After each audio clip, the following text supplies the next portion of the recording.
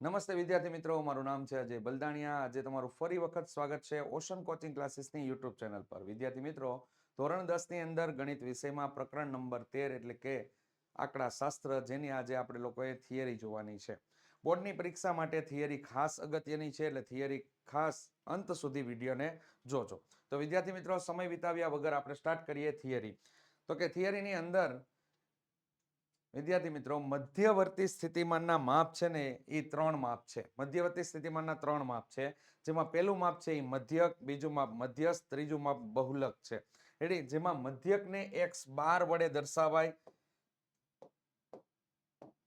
મધ્યકને x12 વડે દર્શાવાય, મધ્યસ્થને capital M વડે દર્શાવાય અને બહુલકને કેપિટલ Z વડે દર્શાવાય. મધ્યવર્તી સ્થિતિમાનના માપ કેટલા? તો કે વિદ્યાર્થી મિત્રો, મધ્યવર્તી સ્થિતિમાનના 3 માપ છે: મધ્યક, મધ્યસ્થ અને બહુલક. જેમાં મધ્યકને બીજા 2 નામે ઓળખાય, સરેરાશ અથવા તો સરાસરી. ક્યારેક દાખલાની અંદર તમને લોકોને મધ્યકના જગ્યા ઉપર તમને સરેરાશ અથવા તો સરાસરી લખેલું આવે તો તે દાખલાને મધ્યકની રીતે સોલ્વ કરવાનો છે. એટલે કે એમાં મધ્યક શોધવાનું તમને કહેવામાં આવેલું છે. સર, આના ઉપરથી કોઈ હેતુલક્ષી પ્રશ્ન પૂછાઈ શકે? તો કે યસ, આના ઉપરથી હેતુલક્ષી પ્રશ્ન પૂછાઈ શકે અને પૂછાણો પણ છે. રેડી? બોર્ડની પરીક્ષાની અંદર હેતુલક્ષી પ્રશ્ન પૂછાયેલો પણ છે.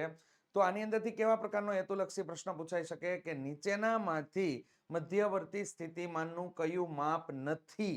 આવો પ્રશ્ન તમને પૂછાઈ શકે. તો નીચેનામાંથી મધ્યવર્તી સ્થિતિમાનનું કયું માપ નથી? આ પ્રકારનો પ્રશ્ન તમને આવે ત્યારે તમારા લોકોએ અહીંયા જો ખાસ કરીને હેતુલક્ષી પ્રશ્નની ચર્ચા આપણે સાથે સાથે જોતા જઈએ. તો કે નીચેનામાંથી કયું માપ મધ્યવર્તી સ્થિતિમાનનું માપ નથી? મધ્યવર્તી સ્થિતિમાનનું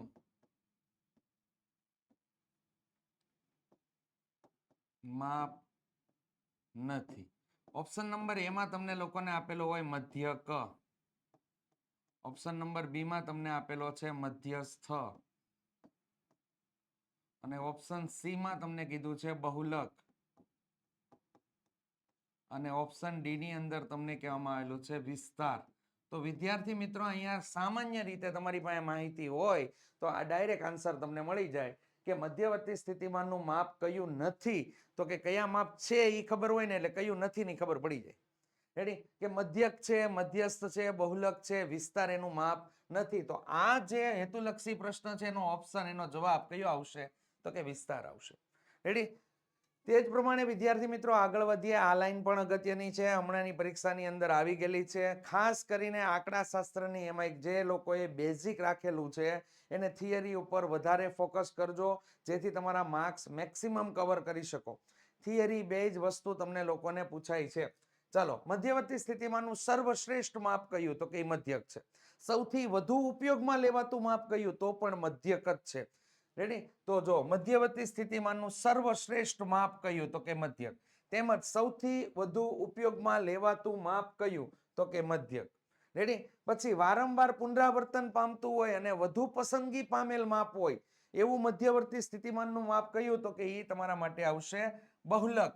રેડી? જેના અંદર સમાવેશ કોનો થાય? બહુલકનો સમાવેશ થાય. વિદ્યાર્થી મિત્રો, ધ્યાન આપો. જે આ મહિનાના આગળના મહિનાના સમયમાં જે 4 વ્હીલ વેચાણી હશે એ 4 વ્હીલનો મેક્સિમમ રંગ સફેદ હશે. રેડી? તો આ નક્કી કરવાનું કામ લોકોની વધુ પસંદગી કઈ રંગ માટેની છે? કાર માટે કયો રંગ વધારે પસંદ કરે છે? તો કે સફેદ રંગ વધારે પસંદ કરે છે, વ્હાઈટ રંગ વધારે પસંદ કરે છે. તો માહિતીનો બહુલક કયો થશે? વ્હાઈટ રંગ. ખ્યાલ આવી ગયો? જે ટીવી સિરિયલ આવે છે, ટીવી સિરિયલની અંદર જે એપિસોડ મતલબ 8 વાગ્યાનો સમય થાય તો જે ટીવી સિરિયલની અંદર વધારે લોકોને પસંદગી પામેલ હશે એ વધારે વખત જોવાશે. રેડી? અથવા તો એ સમયની અંદર એ વધારે લોકો પસંદ કરી અને એ ટીવી સિરિયલ જોતા હશે તો એને માહિતીનો બહુલક કહેવાય.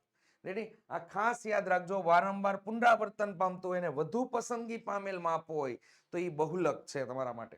ત્યારબાદ મધ્યવર્તી સ્થિતિમાનનું મધ્યસ્થ માપ આલેખની મદદથી મેળવી શકાય છે.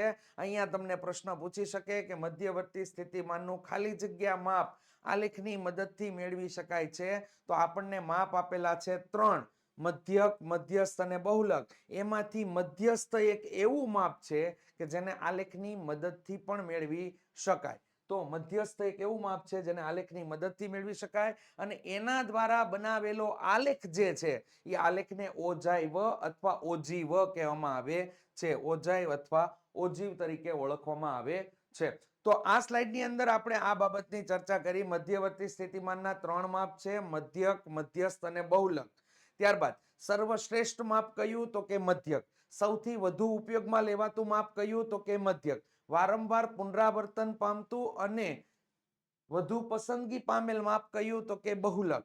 અને આલેખની મદદથી મેળવી શકાતું માપ હોય તો એ કયું છે? મધ્યસ્થ. જેના આલેખને શું કહેવાય? ઓજાય અથવા ઓજીવ. એટલે આ બાબતને ક્લિયર કરી નાખજો. આ તમને એક એક લાઈનના હેતુલક્ષી પ્રશ્ન તમારી સાથે ચર્ચા કરી આ સ્લાઇડની અંદર. રેડી? ત્યારબાદ વિદ્યાર્થી મિત્રો આપણે આગળ વધીએ તો કે દાખલાને સ્લાઇડને આપણે ડન કરી દઈએ. ત્યારબાદ આગળ વધીએ તો કે મધ્યવર્તી સ્થિતિમાનના 3 માપો વચ્ચેના પ્રયોગમૂલક સંબંધ તમે જણાવો અથવા મધ્યવર્તી સ્થિતિમાનના 3 માપ વચ્ચેના સંબંધ. મોસ્ટ આઈએમપી, મોસ્ટ ઇમ્પોર્ટન્ટ, પૂછાય ને પૂછાય, ડંકાની ચોટ ઉપર આ લખી લેજો. આ વસ્તુ તમારે લોકોને આવશે જ. 2020 થી લઈને 2024 લગીના માર્ચના પેપર યા તો જુલાઈના પેપર, કોઈ પણ પેપર લેવાની છૂટ, એની અંદર આ ત્રણેય માપ વચ્ચેના સંબંધ દર્શાવતા જે સૂત્ર છે એની ચર્ચા પૂછાય જ છે, એટલે ફરજિયાત તૈયાર કરજો. તો કે અહીંયા સૂત્ર તમને આપેલું છે બહુલક, એટલે કે z બરાબર 3 કૌંસમાં મધ્યસ્થ માઇનસ 2 કૌંસમાં મધ્યક. આ તમને આપેલું છે. તો બહુલક બરાબર 3 કૌંસમાં મધ્યસ્થ માઇનસ 2 કૌંસમાં મધ્યક, એટલે કે z is equal to 3m minus 2x બાર. આ એનું સૂત્ર છે. તો કાં તો તમને લોકોને હેતુલક્ષી પ્રશ્નમાં ખરા ખોટામાં સૂત્ર લખેલું પૂછાય, તો સૂત્ર લખેલું પૂછાય તો એની સાચી એવી ખાતરી કરીને વિધાન ખરું હોય તો ખરું અને વિધાન ખોટું હોય તો ખોટું તમારે લખવાનું થશે. ત્યારબાદ આ બે બહુ અગત્યના મુદ્દાઓ બે આપેલા છે જેના ઉપરથી સૂત્ર બનાવેલા છે, જેની ચર્ચા આપણે સમજૂતી અહીંયા લઈએ. જો તમને રકમમાં આવું કંઈક આપેલું હોય, z માઇનસ m બરાબર ખાલી જગ્યા કૌંસમાં m માઇનસ x બાર. આ સ્ટાન્ડર્ડ વાળાના પેપરમાં પૂછાઈ ગયેલું છે. રેડી? અને આ જે લાસ્ટ એક્ઝામ આપણી માર્ચ 2024 ની જે એક્ઝામ ગઈ એ એક્ઝામની અંદર પણ આ ટોપિક આવી ગયેલો છે. સ્ટાન્ડર્ડના પેપરમાં જોજો, ખાસ અગત્યનો 1/2 જવાબ આવતો હતો. રેડી? તો આ રીતે તમને ખાલી જગ્યા પૂછેલી હોય અને બીજી એક ખાલી જગ્યા છે z માઇનસ x બાર બરાબર ખાલી જગ્યા કૌંસમાં m માઇનસ x બાર. હવે આની સમજૂતી વિદ્યાર્થી મિત્રો આપણે કઈ રીતે લેશું? અગત્યતા જોવો અહીંયા ખાસ. તો કે અહીંયા મારી પાસે એક સૂત્ર છે, એ સૂત્ર મારી પાસે કંઈક આવું છે. સૂત્રની અંદર કંઈક આ બાબત છે. જો z બરાબર કેટલા આપેલા છે? તો કે 3m માઇનસ 2x બાર. આ સૂત્ર મને આપેલું છે. હવે બરાબરની ડાબી બાજુએ તમને વધારાનું કયું પદ દેખાય છે? તો કે માઇનસ m દેખાય છે. તો જે મને મારી પાસે z બરાબર 3m માઇનસ 2x બારનું જે સૂત્ર છે ને, તેને બંને બાજુથી હું કરી નાખીશ, હું m ને બાદ કરી નાખીશ. તો કઈ ક્રિયા આવી થઈ જશે, z માઇનસ m બરાબર 3m માઇનસ 2x બાર અને એમાંથી શું કરી નાખશું? Minus m. રેડી? તો વિદ્યાર્થી મિત્રો સમીકરણને સોલ્યુશન કરતી વખતે અથવા તો દાખલાના સોલ્યુશન કરતી વખતે સજાતીય પદોને ધ્યાનમાં લેવામાં આવતા હોય છે. તો અહીંયા શું કામ કરશું? z માઇનસ m બરાબર 3 વખત m છે, એમાંથી એક વખત m બાદ થાય તો કેટલા વધે? 2m માઇનસ 2x બાર. થઈ ગયું? હવે પાછળના પદ એટલે કે બરાબરની જમણી બાજુથી 2 ને સામાન્ય કાઢ લ્યો તો z માઇનસ m બરાબર 2 સામાન્ય કાઢ્યા એટલે કેટલા મળી ગયા? m માઇનસ x બાર. આ તમારો જવાબ થઈ ગયો. જોઈ લો. હવે વિદ્યાર્થી મિત્રો સ્ટાન્ડર્ડ વાળા વિદ્યાર્થીઓને અહીંયા ગુણોત્તર વાળા પણ પ્રશ્ન પૂછાઈ શકે અને બેઝિક વાળાને તો સિમ્પલ બેઠી ખાલી જગ્યા પૂછાતી હોય, પણ સ્ટાન્ડર્ડ વાળાને ખાસ યાદ રાખવાનું શું? તો કે z માઇનસ m જેમ m માઇનસ x બાર આવું પૂછાણું. હવે શું કરશો? કઈ લાઈન લેવી અહીંયા? રેડી? તો અહીંયા લાઈન લેવાની કોઈ જરૂર નથી. આ ભાગ છેદમાં આવે એટલે અહીંયા કેટલા થઈ ગયા? 2/1 થઈ જાય. 2 જેમ કેટલા થઈ જાય? 1. રેડી? અને જો આવી રીતે ગુણોત્તરમાં આવે z માઇનસ m ના છેદમાં m માઇનસ x બાર, તો વિદ્યાર્થી મિત્રો અહીંયા 2 ના છેદમાં 1 આવે. રેડી? અથવા અથવા અહીંયા ખાસ ધ્યાન રાખજો, m માઇનસ એક્સ બાર ના છેદમાં z માઇનસ m આવે તો અહીંયા વિદ્યાર્થી મિત્રો જવાબ થઈ જાય 1/2. રેડી? નિચોડ કાઢી દીધો. માઇક્રો લેવલ ઉપર તમને આ વસ્તુને કહી દીધેલી છે, માઇક્રો લેવલ ઉપર. હવે આનું જે રીતે તમારે બનાવવાનું પૂછાય તો તમે લોકો આના ઉપરથી કામ કરી શકો. રેડી? ખાસ ધ્યાનમાં લેજો, અગત્યની વસ્તુ છે. ચાલો ત્યારબાદ આની આપણે સમજૂતી જોઈએ વિદ્યાર્થી મિત્રો. તો કે આની સમજૂતીની અંદર અહીંયા આપણે સૂત્ર જે જાણીએ છીએ એ લખી નાખીએ. z બરાબર 3m માઇનસ શું આવશે 2x બાર. થઈ ગયું? હવે તમને લોકોને બરાબરની ડાબી બાજુનું પદ જોવો તો કે એમાં z માઇનસ એક્સ બાર દેખાય છે. વધારાનું પદ કયું દેખાય છે? X bar. કેવી પોઝિશન સાથે છે? તો કે માઇનસની પોઝિશન સાથે છે. તો બરાબરની બંને બાજુએ આપણે એ કામ કરશું. z માઇનસ એક્સ બાર બરાબર 3m minus 2x bar minus શું આવશે? X bar. અહીંયા આ બે સજાતીય પદો છે અને બંનેની નિશાની કેવી છે? સમાન છે. તો સરવાળો થશે. તો z માઇનસ એક્સ બાર બરાબર 3m માઇનસ 3x બાર. આમાં વિદ્યાર્થી મિત્રો આપણે 3 ને કોમન કાઢશું એટલે આપણો જવાબ કંઈક આવો થઈ જશે. ખ્યાલ આવી ગયો? રેડી? બેયની સમજૂતી તમને લોકોને આપેલી છે. એકદમ બેસ્ટ લેવલ, માઇક્રો લેવલ ઉપર કામ કરેલું છે. યાદ રાખજો, માર્ક્સ કપાવવો જોઈએ નહીં. એકવાર ભણી લીધું, માર્ક્સ ન કપાવવો જોઈએ એવું લાગે તો લખી લેજો, જેથી તમને લોકોને આ ઉપયોગમાં આવે. ત્યારબાદ વિદ્યાર્થી મિત્રો આના ઉપરની ખાસ એવી ચર્ચા કરવાની છે. બેઝિક વાળા મારા વિદ્યાર્થીઓ માટે ખાસ અહીંયા ચર્ચા છે કે તમને જ્યારે રકમમાં કંઈક આવું આપેલું હોય કે એક્સ બાર બરાબર તમને 25 આપી દીધા, અલ્પવિરામ m બરાબર તમને 25 આપી દીધા હોય તો z બરાબર ખાલી જગ્યા થાય. હવે વિદ્યાર્થી મિત્રો દાખલો ગણવાની કાંઈ જરૂર છે નહીં. x બાર બરાબર m હોય અથવા m બરાબર z હોય અથવા z બરાબર x બાર હોય, બંને કિંમત તમને સરખી દેખાય ને એટલે ત્રીજા વ્યક્તિની કિંમત સમાન જ હોય એટલે અહીંયા બિંદાસ તમારે દાખલો ગણ્યા વગર ડાયરેક્ટ 25 મૂકી દેવાના. કામ થઈ ગયું. ખ્યાલ આવ્યો? હેતુલક્ષી પ્રશ્નોનું સોલ્યુશન આવશે ત્યારે પણ આપણે લોકો આની ચર્ચા કરશું. ખાસ કરીને ધ્યાનમાં લેજો. ચાલો, આ થઈ ગઈ તમારા માટે મધ્યક, મધ્યસ્થ અને બહુલક વચ્ચેના સંબંધ દર્શાવતું જે મૂલકવાળું સૂત્ર હતું તેની ચર્ચા આપણે અહીંયા ખતમ કરી. જેની ચર્ચામાં તમને લોકોને સમજૂતી આપી દીધી છે, કઈ કઈ રીતે તમને દાખલા પૂછાઈ શકે એની પણ વાત કરી ચૂક્યા છીએ. હવે વિદ્યાર્થી મિત્રો આપણે આગળ વધીએ તો કે મધ્યક. અવર્ગીકૃત માહિતીનો મધ્યક અને વર્ગીકૃત માહિતીનો મધ્યક. વિદ્યાર્થી મિત્રો સામાન્ય બાબત યાદ રાખજો, તમારું કામ ક્લિયર થઈ જાય. અવર્ગીકૃત કોને કહેવાય અને વર્ગીકૃત કોને કહેવાય? તો કે જેમાં તમને લોકોને કોષ્ટક વાળી માહિતી આપેલી હોય એને વર્ગીકૃત કહેવાય. જેમાં તમને કોષ્ટક વગરની માહિતી આપેલી હોય એને અવર્ગીકૃત કહેવાય. રેડી? તો અવર્ગીકૃત માહિતીનો મધ્યક શોધવો હોય તો તમે કઈ રીતે મેળવી શકો? સામાન્ય એવું એક્ઝામ્પલ આપી. 5 જણાઓ છે, 5 વ્યક્તિઓ છે, 5 વ્યક્તિ હોટલમાં ગયા, કુલ 500 રૂપિયાનું બિલ આવ્યું.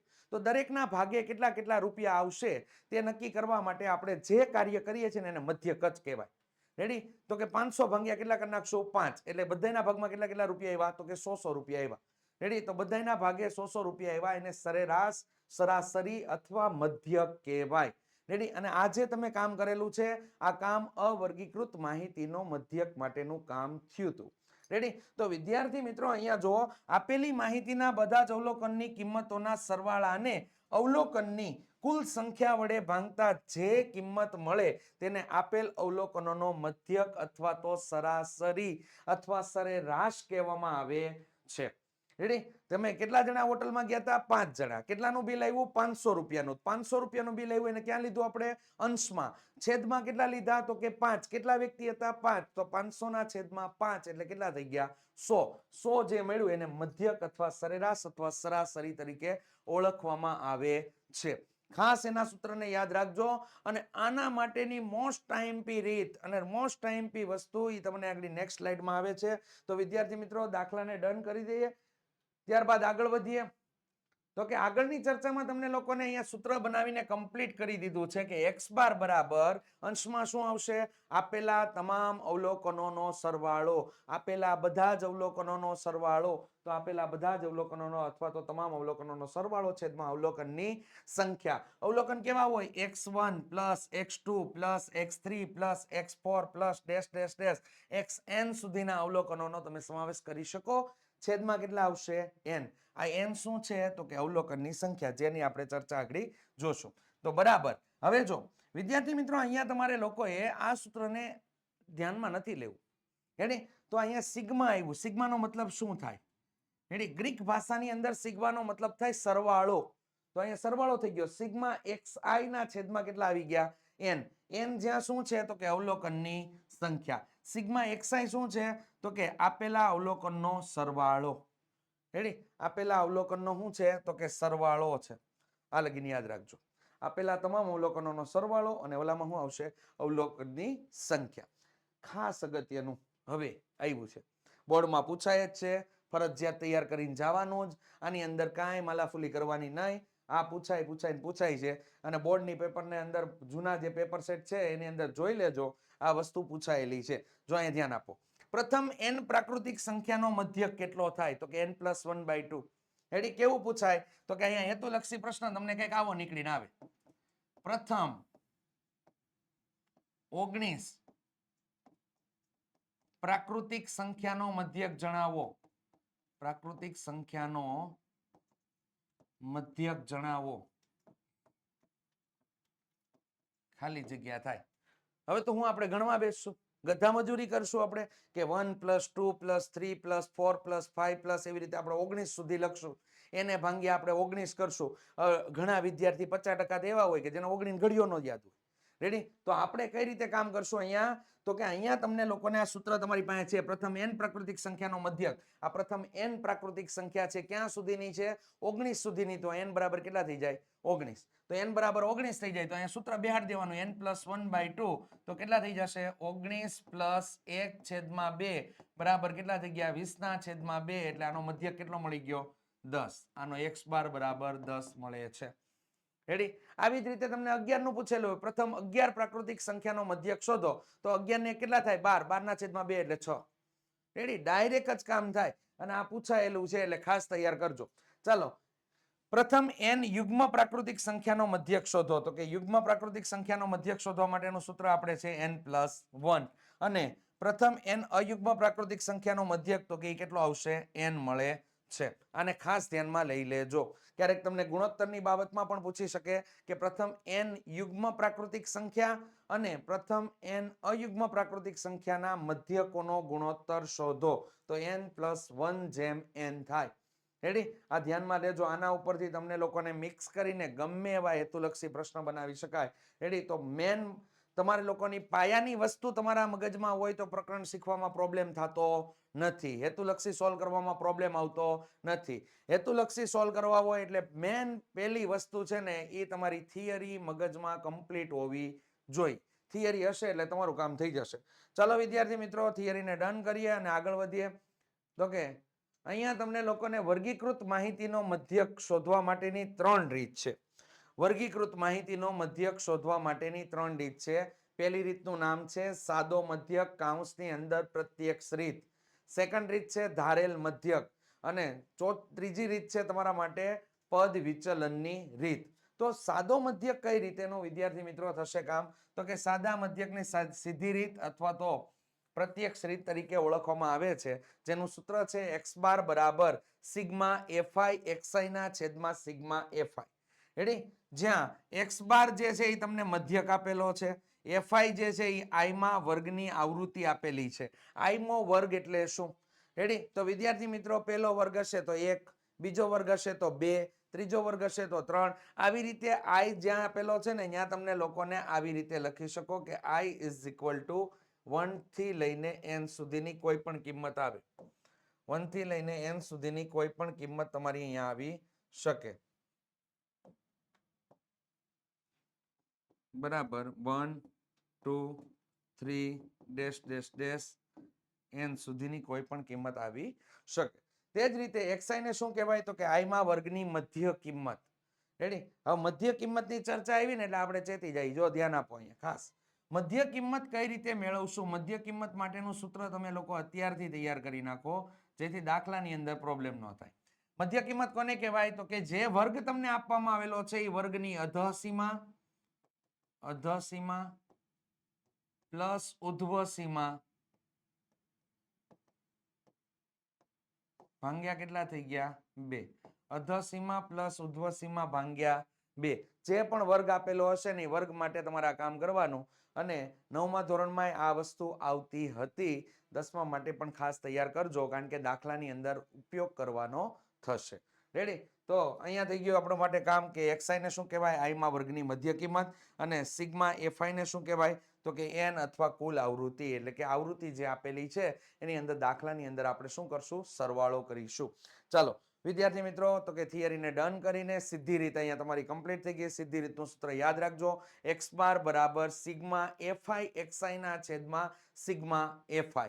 આ તમારું સૂત્ર છે. કોષ્ટક બનાવવા ધારો ને તો વિદ્યાર્થી મિત્રો 4 અહીંયા કોષ્ટક બનશે. એક તમારું કોષ્ટક બનશે વર્ગનું, નેક્સ્ટ આવશે આવૃત્તિનું, એના પછી આવશે મધ્ય કિંમત, અને પછીનું જે સૂત્ર આવશે રેડી, આ તમારા માટે xi કહેવાય, આ તમારા માટે fi કહેવાય, અને અહીંયા શું આવી જાય, fi xi. એટલે 4 કોષ્ટક બનશે. આ મગજમાં ક્લિયર હોવું જરૂરી છે. બીજી એક વાત તમને આની સાથે સાથે કહી દઉં કે સીધી રીતનો ઉપયોગ અથવા પ્રત્યક્ષ રીતનો ઉપયોગ અથવા સાદો મધ્યકનો ઉપયોગ ક્યારે થાય, તો કે ક્યારે થાય, જ્યારે xi અને fi ના મૂલ્ય, આવૃત્તિ અને મધ્ય કિંમત એના મૂલ્ય ખૂબ જ નાના હોય ત્યારે તમે લોકોને જે રીત ઉપયોગ કરો છો એ તમારા માટે સીધી રીત છે.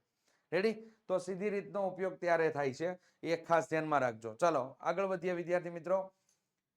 તો ધારેલ મધ્યકની રીત, ધારેલ મધ્યકની રીતની અંદર તમને લોકોને અહીંયા સૂત્ર આપેલું છે, જે x બાર બરાબર a plus sigma fi di ના છેદમાં સિગ્મા fi.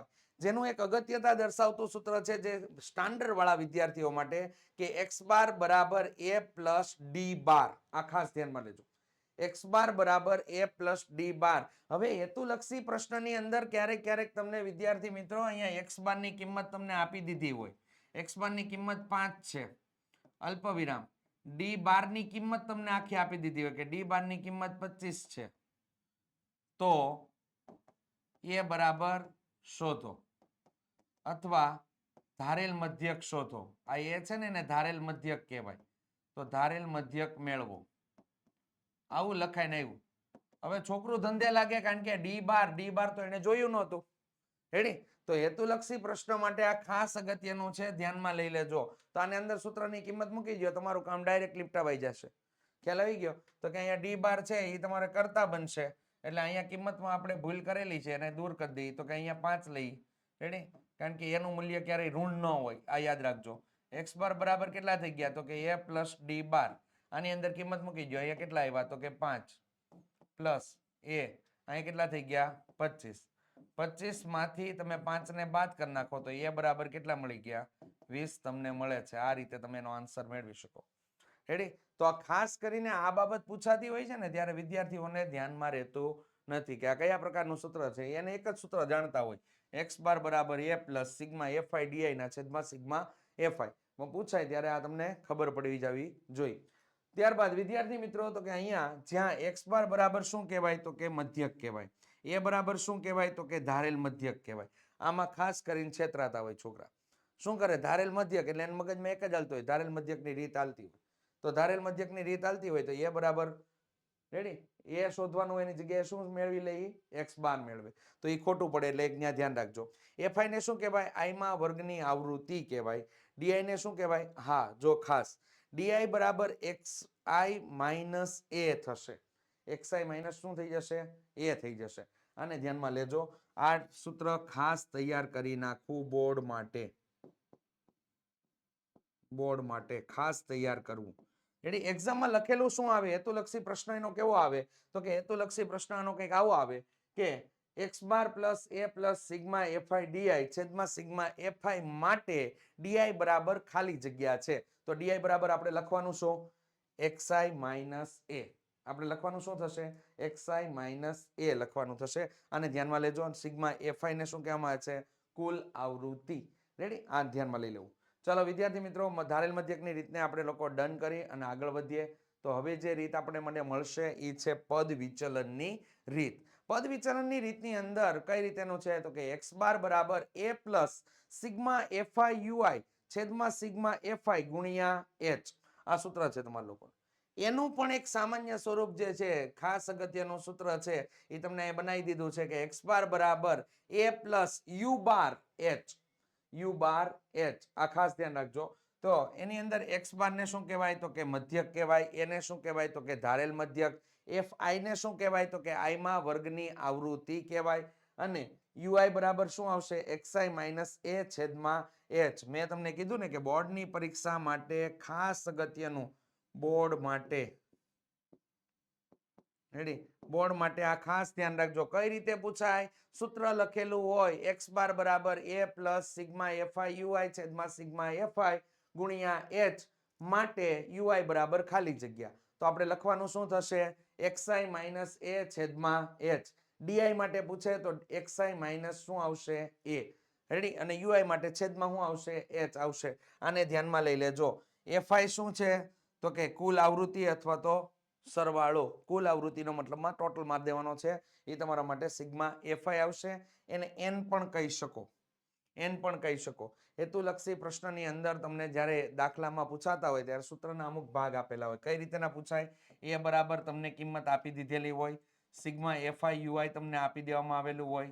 રેડી, હવે અહીંયા સિગ્મા એફઆઈ ના સ્થાન ઉપર તમને ક્યારેક એન લખીને આપી દેવામાં આવેલું હોય, અને એચ તમને આપી દીધું હોય, અને તમને મધ્યક જે છે એને શોધવાનું કીધું હોય. આવા દાખલા તમને લોકોને 2 માર્ક્સની અંદર અથવા તો હેતુલક્ષી પ્રશ્નની અંદર પૂછાતા હોય છે.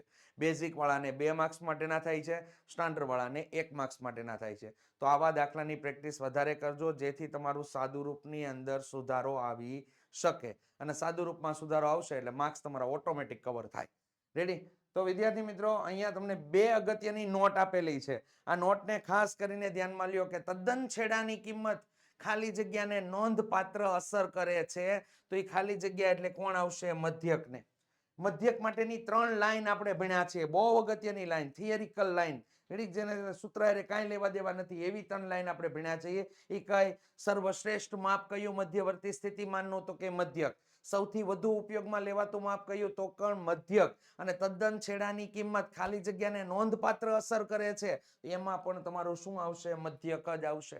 રેડી? ત્યારબાદ ત્રણેય રીત દ્વારા, એટલે કઈ કઈ? સાદો મધ્યક, ધારેલ મધ્યક, પદ વિચલન દ્વારા મધ્યક શોધવામાં આવે, અને જે તમને જવાબ મળે એ 3 રીત દ્વારા મળેલો જવાબ હંમેશને માટે સમાન હોય છે. રેડી? આ 2 નોટ છે, એને ધ્યાનમાં લેજો. આ ખાસ કરીને ખરા ખોટાની અંદર પૂછાતું વસ્તુ છે. રેડી? અને અહીંયા મેં તમને હેતુલક્ષીમાં પૂછવું હોય ને તો એના માટે મેં તમને સવાલ બનાવી દીધો કે ખાલી જગ્યા માપ, ખાલી જગ્યા મધ્યવર્તી સ્થિતિમાનનું માપ માટે તદ્દન છેડાની કિંમત પણ નોંધપાત્ર અસર કરે છે. કઈ? તો કે મધ્યક માટે નોંધપાત્ર અસર કરે છે. તો આ સ્લાઇડની અંદર આ 2 લાઈન તમારા માટે ખાસ અગત્યની હતી. અને સ્લાઇડ ઉપર જે જાય છે એની અંદર બોર્ડ માટે ઇમ્પોર્ટન્ટ વસ્તુની ચર્ચા આપણે સાથે સાથે કરતા જઈએ છીએ. એને ખાસ ધ્યાનમાં રાખજો, મગજમાં પ્રિન્ટ થઈ જવી જોઈએ, પૂછાય એવી વસ્તુ છે. રેડી? ચલો વિદ્યાર્થી મિત્રો, તો કે ડન કરી દઈએ, આગળ વધીએ. તો કે આગળની બાબતની અંદર બહુલક આવશે. બહુલકમાં પણ ઈ જ રીતે શું જે મધ્યકમાં કામ કર્યું, મધ્યકમાં આપણે શું કામ કર્યું? તો કે અવર્ગીકૃત માહિતી અને વર્ગીકૃત માહિતી. અવર્ગીકૃત માહિતીમાં શું હતું? તો કે આપેલા તમામ અવલોકનોનો સરવાળો છેદમાં અવલોકનની સંખ્યા. વર્ગીકૃત માહિતીમાં શું હતું? તો કે 3 રીત હતી, સાદો મધ્યક, ધારેલ મધ્યક અને પદ વિચલન. એ જ રીતે બહુલકની અંદર શું? અવર્ગીકૃત અને વર્ગીકૃત. તો અવર્ગીકૃત માહિતી એટલે શું? તો કે આપેલી માહિતીમાં જે અવલોકન વારંવાર પુનરાવર્તન પામતું હોય તે માહિતીના અવલોકનને શું કહેવામાં આવે છે? બહુલક કહેવામાં આવે છે. માહિતીમાં સૌથી વધુ વખત પુનરાવર્તન પામતા અવલોકનને માહિતીનો બહુલક કહે છે. રેડી? બહુલક ઉપરથી હેતુલક્ષી પ્રશ્ન કેવો પૂછાય? બહુ મસ્ત મજાનો પૂછાય. રેડી? જો અહીંયા ધ્યાન આપો, અહીંયા તમને આપેલ માહિતી 42, 43, 44, 44, 45, 46,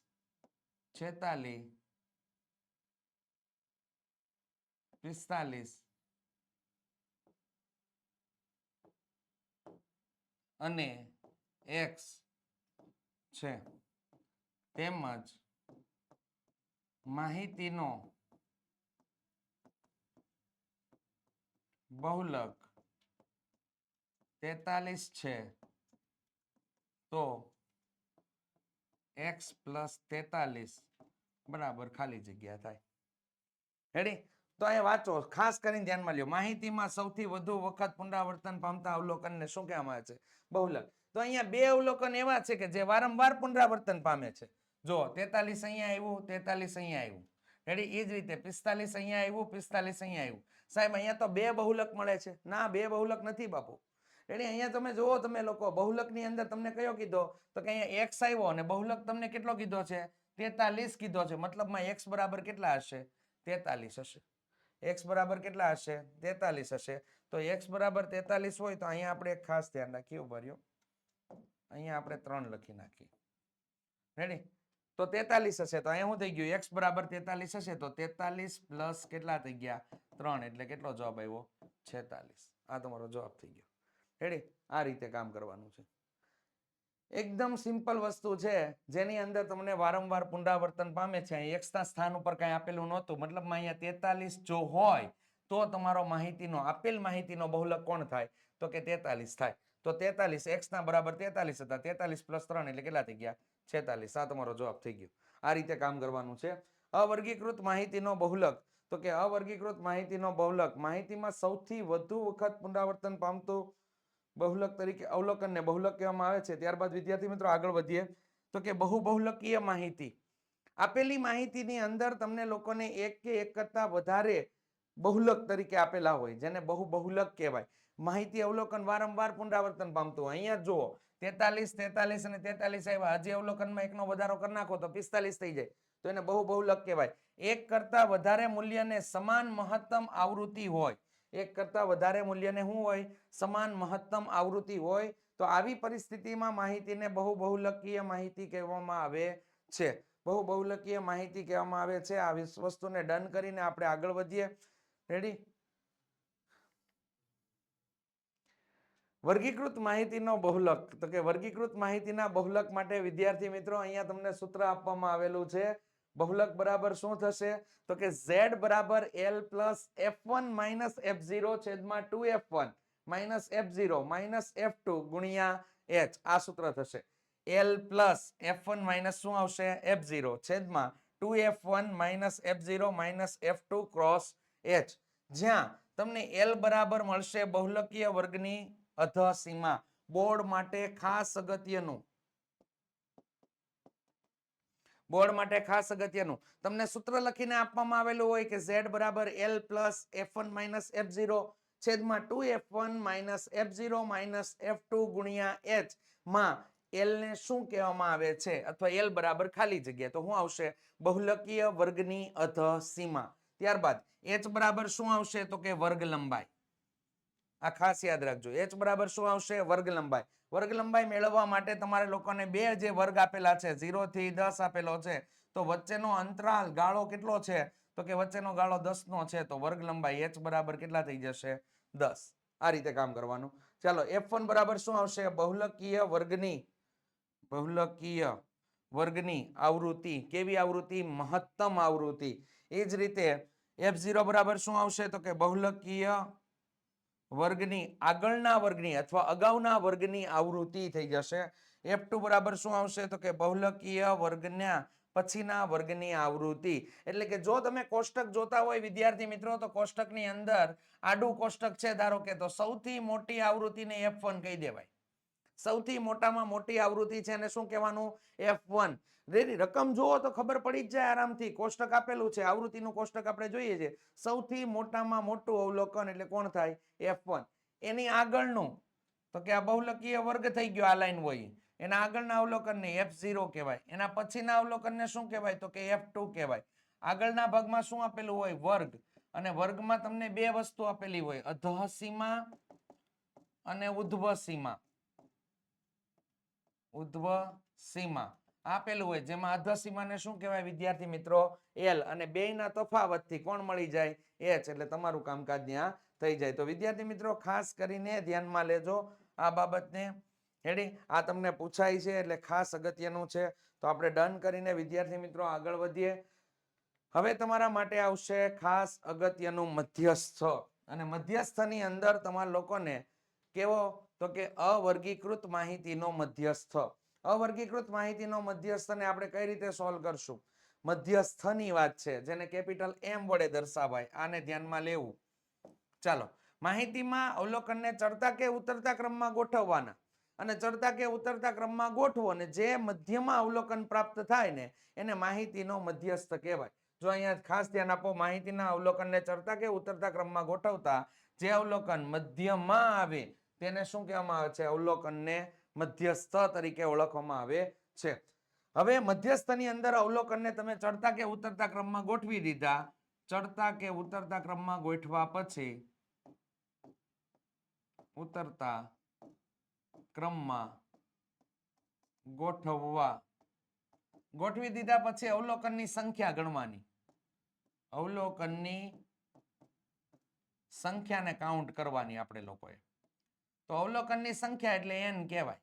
n ને કાઉન્ટ કરો એટલે n બે પ્રકારના મળે. કેવા? તો કે અયુગ્મ અને યુગ્મ. n કેટલા મળે? અયુગ્મ અને યુગ્મ મળે. તો જો n ની સંખ્યા અયુગ્મ હોય તો મધ્યસ્થ શોધવા માટેનું સૂત્ર કંઈક આવું થાય, n+1/2 મૂ અવલોકન. આ સૂત્ર આવે. n+1/2 મૂ અવલોકન, આ સૂત્ર તમારું આવે. અને જો અવલોકનની સંખ્યા યુગ્મ મળે, યુગ્મ એટલે બેકી સંખ્યા મળે, રેડી, ત્યારે તમારું સૂત્ર મધ્યસ્થ માટેનું કંઈક આવું થશે, m બરાબર n/2 મૂ અવલોકન પ્લસ n/2 + 1 મૂ અવલોકન છેદમાં કેટલા? 2. અને જે વિદ્યાર્થીઓને આ વસ્તુ સમાન લાગતી હોય તો તમારે હજી ઘણું સાદું રૂપ શીખવાની જરૂર પડે એમ છે. આ ધ્યાન રાખજો. અહીંયા પેલા 1 ને પ્લસ કરવાનો છે અને પછી ભાગ્યા 2 કરવાના છે, જ્યારે આની જગ્યાએ તમારે ભાગાકાર કરી અને પછી તમારે 1 અંદર ઉમેરવાનો છે. તો બે સૂત્ર છે. અવર્ગીકૃત માહિતીનો મધ્યસ્થ શોધવાનું તમને લોકોને પૂછાય એટલે આપેલી માહિતીના તમામ અવલોકનને ચડતા કે ઉતરતા ક્રમમાં ગોઠવી દો. ત્યારબાદ તમારે લોકોએ શું કરવાનું છે? અવલોકનની સંખ્યાને ગણવાની છે. અવલોકનની સંખ્યા તમે લોકો ગણશો એટલે તમને બે પ્રકારની મળશે, યુગ્મ અથવા અયુગ્મ.